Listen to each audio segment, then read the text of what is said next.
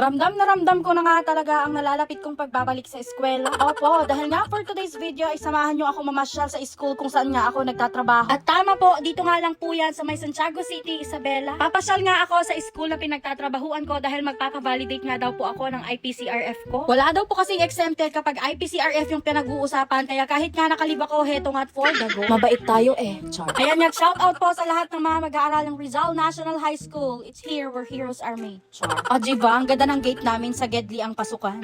Ops, ganyan lang yung gate namin. Pero alam nyo ba, madaming nahahakot na award tong school namin. Marahil nga kilala kasi kami bilang mga bayaning tapat at maagap dito sa Santiago City. At dahil na nga rin iyan sa magaling na namumuno sa paaralan naming to. Pagkadating ko nga dito ay dumiretso naman ako sa opisina namin para naman makita ko nga yung aking mga kasama. At shout out nga kay Ma'am Jaja, kay Sir Philip, kay Ma'am Lenlen, kay Sir RD, tsaka kay Ma'am Kat. At nandito nga rin pala si Ma'am Irene, tsaka si Ma'am Beth. Nahihiya pa nga sila pero kako, kumaway lang sila para naman kahit papano ay ma-flex ko nga din sila. Hindi nga kami kompleto sa mga pagkakataong ito dahil yung iba nga ay nasa loob pa ng mga klase nila. Kaya't habang inaantay ko nga yung iba na bumalik sa aming opisina ay naisipan ko nga munang sumilip sa aking magiging advisory class. At grade 12 advisor na nga daw pala ako sa taong panuruan na ito. O teka, nawawala talaga yung pet ko, wag nyo nang hanapin pa. At nagpaalam na muna ako sa mga kasama ko dahil kako ay aakyat nga muna ako. Pero syempre, nagayos-ayos ka din muna konti tong lola nyo. At grabe, namiss ko nga talaga tong building na to. At ang unang bumungad sa akin din ay yung mga dati ko nga estudyante. Grabe, parang kailan nga lang nung minamagic ko sila, ngayon nga ay grade 12 na sila. And everyone, sila nga po ang aking mga mababait at mga mahiyaing mga anak. Yes, sila nga daw po ang aking mga magiging advisory class. O diba, patakip-takip pa sila ng mga mukha, pustahan, nagtatangkang tumot lang yung ulo da dagita. De, joke lang. Kasta-kastada lang dagita ng kastada nga talaga. At dahil sa break time na nga rin ng mga bata, pinuntahan ko na nga sa opisina nila yung coordinator ko. At hetong si Ma'am Maribel nga ang unang nakakuha ng aking atensyon.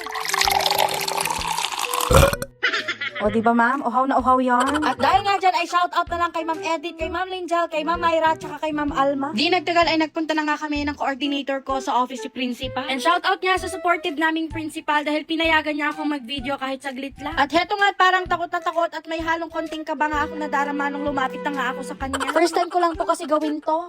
At para nga po sa kaalaman yung mga nakararami, ang IPCRF nga pong tinatawag namin ay yun yung i-rate nila kami according sa naging performance namin ng buong school year. At hindi nga po nila kami basta-basta nire-rate dahil meron po silang standards na sinusunod. O diba, akala nyo kayo mga estudyante lang ang grade na naming mga teachers nyo, no? At dahil dyan ay deserve na nga natin ulit mag-BJ. At kung ano-ano na namang BJ yung nasa isip nyo, buko Diyos nga itong tinutukoy ko. Basta napapadaan kasi kami dito sa San Andres ay palagi kaming bumibili na itong mga buko Diyos dito sa mga bukuhan. Pagkatapos kasi ng validation ng IPCRF ko ay parang nakaramdam talaga ako ng matinding gutom. Kaya na may nagmerienda nga muna kami ng kambalat ng Daddy Bean dahil nga ay paborito nga din naman nila tong buko Diyos. At ang partner nga talaga sa amin ng buko Diyos ay eto nga malambot na chicken feet ni Kuya Me. Sobrang lambot nga talaga ng chicken feet dito. Opo, yung pati nga mga buto nito, pwede mo na rin kainin sa sobrang lambot niya. At nabibili nga namin yan sa bandang side ng may BD Ocala. At opo, 8 pesos ka po ang isang piraso. Pagkatapos ka naming bumili ng chicken feet ay dumiretso naman kami sa may palengke. May pupuntahan nga kasi ako at may bibilin ako dito sa may Liberty. At opo, nagpunta nga po ako dito dahil nga maghahanap at bibili ako ng coloring book at ng crayons ng kambal. Gusto ko kasi mga ganun na yung pinagkakaabalahan nila dahil nga sa susunod na taon ay mag-aaral na sila. Makatutulong kasi yung mga ganitong activities bago natin simulan silang turuan na magsulat. At heto nga yung mga tinatawag nating pre-writing activities. Nga pala ang kinuha ko ang Crayola ay yung mga jumbo size. Mas okay kasing gamitin ng mga toddler ang mga jumbo pencils or jumbo crayons kasi makatutulong itong ma-develop yung kanilang fine motor skills. At dito nga kumuha nga rin pala ako ng tag-isa nilang coloring book. Eto mga to ay pagbabasihan ko nga lamang dahil nga gagawan ko na naman sila ng DIY nilang coloring book. Nanguha nga rin pala ako ng isang ream ng A4 bond paper dahil nga magpiprint ako ng 5 kopya ng IPCRF ko. Na siya namang ipapasa at ibabalik ko na naman kinabukasan sa may school. At dahil nga wala akong pag-iiwanan kay Baby Aji ay wala akong no choice kundi nga isama siya. Kaya nga't kinarga pa siya ni Ma'am Casey na napapaisip kung deserve na daw niya ba ang baby number 2. Nakuha ko na nga rin pala yung mga pinarepair kong school uniform ko. At grabe, habang sinusukat ko nga sila ay ramdam ko na nga ang nalalapit ko talagang pagbabalik sa eskwela. Iniisip ko nga parang ang bilis na lang ng 3 weeks kung tutuusin. At ako nga po pala ang inyong mommy teacher vlogger na si The Vlogs na nagsasabing, alang arudon.